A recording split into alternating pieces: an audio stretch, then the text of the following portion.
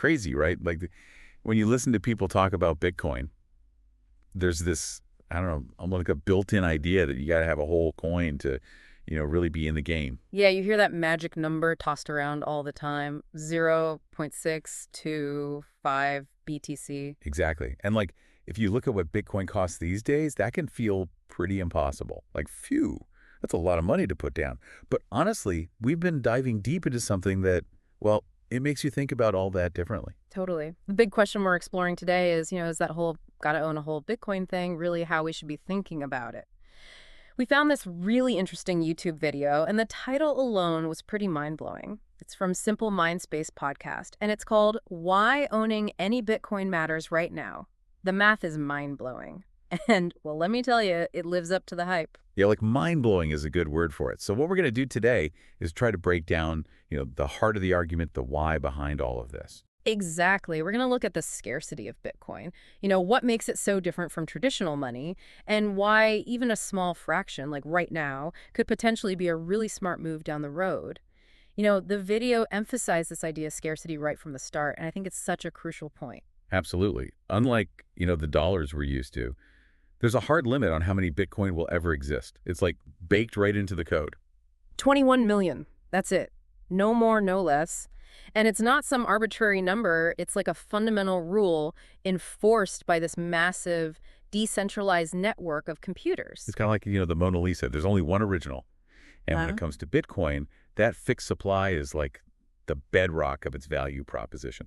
That's what the video really drove home. Right. That hard limit is what makes Bitcoin fundamentally different from, say, the US dollar or the euro. Governments can print more money whenever they want, and we see how that can lead to inflation. But with Bitcoin, that ceiling is absolute. No one can just create more. And on top of that, the video brought up this point about, how much of that original 21 million is actually even accessible.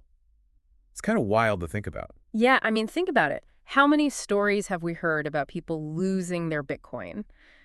Forgetting passwords, hard drives crashing, that kind of thing. Oh, all the time. Like those old hard drives ending up in landfills, and who knows how much Bitcoin is on those things? Yeah. Gone forever. Right. It's like, if you found a shipwreck with a treasure chest full of gold, but then realized that a bunch of it had corroded away. Wow, that's a great analogy. So it's not even really 21 million that's actually available. The video estimated that around 3.7 million Bitcoin are essentially lost forever.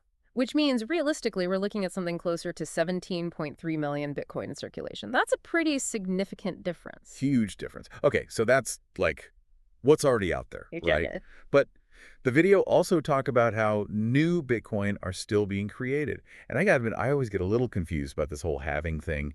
Yeah, the video didn't dive too deep into the technical details, but basically what's important to understand is that the rate at which new Bitcoin are created is designed to decrease over time.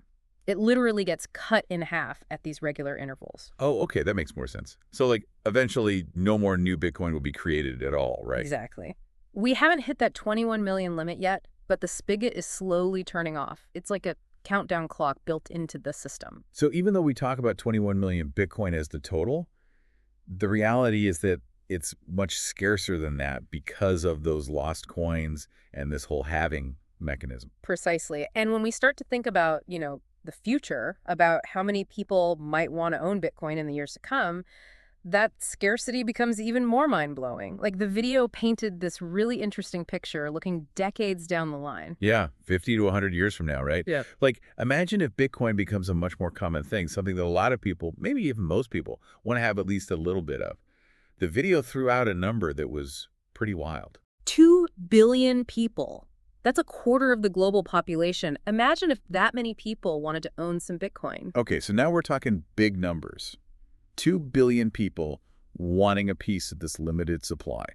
What happens then? Well, here's where the math gets really interesting, like the video title suggested. If you take that realistically available 17.3 million Bitcoin and divide it equally among 2 billion people. Uh-oh, I have a feeling this isn't going to be a lot per person. You got it. Each person would get just 0.008 BTC. Think about that, less than 1% of a single Bitcoin. Wow. So much for needing a whole coin. Okay, so that's assuming everyone's starting from scratch, right? But the video made this really key point.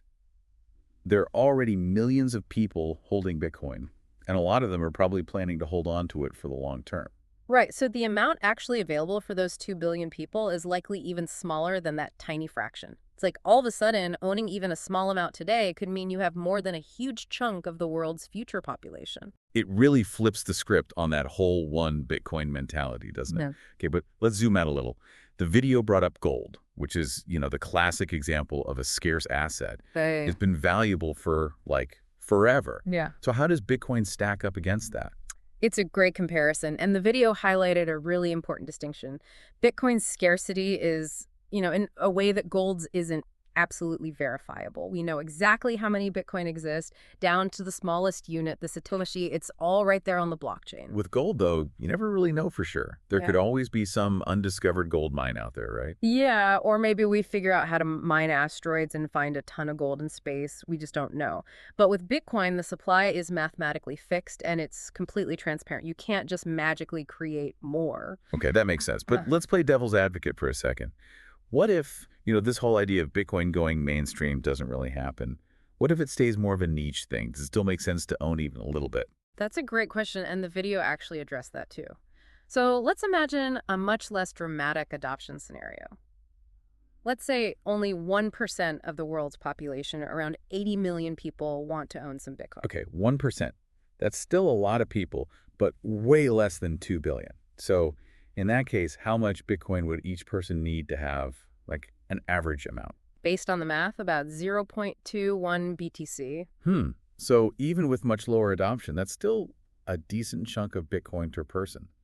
And again, we're not even factoring in all the people who already own it and aren't selling. Exactly. So the takeaway here is, even if you're not convinced that Bitcoin will become this globally dominant thing, if you think there's even a moderate chance that demand will increase, owning any fraction now could potentially put you in a really good position. It's all about that limited supply, Oh. right? The less there is to go around, the more valuable each piece becomes as more people want it. Exactly. But I think it's super important to be clear about something here, which the video emphasized. This is not about some, get rich quick scheme. Right? This isn't about YOLOing your life savings into Bitcoin and hoping to buy a Lamborghini next week. Absolutely not. This is about considering the long-term potential of Bitcoin, especially in a world where traditional financial systems are, maybe not as stable as we used to think. Right, like with inflation and all the crazy stuff happening in the world, people are looking for alternatives.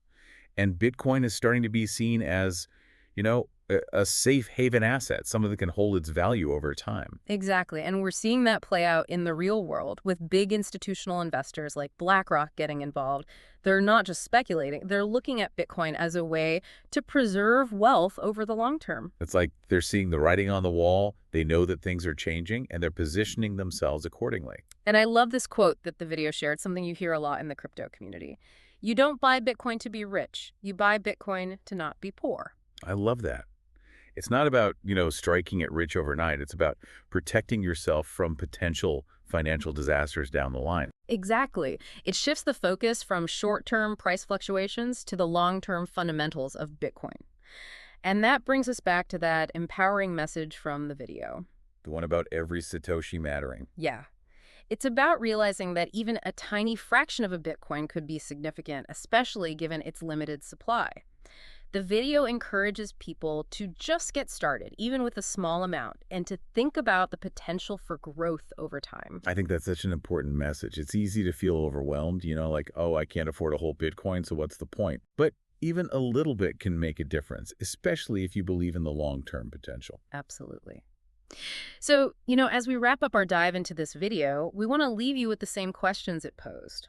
What are your thoughts on all this? What does your ideal Bitcoin holding look like, even if it's just a fraction to begin with? It's about, taking a step back and really thinking about the potential here. What could a small piece of this limited digital resource mean for you down the road? And with that, we'll leave you with the final thought from the source material. The most important step is often just getting started. Even with a seemingly insignificant amount, you might just be surprised by the potential and the sense of security that even a little bit of Bitcoin could provide. Thanks for diving deep with us. Yeah, thanks for joining us.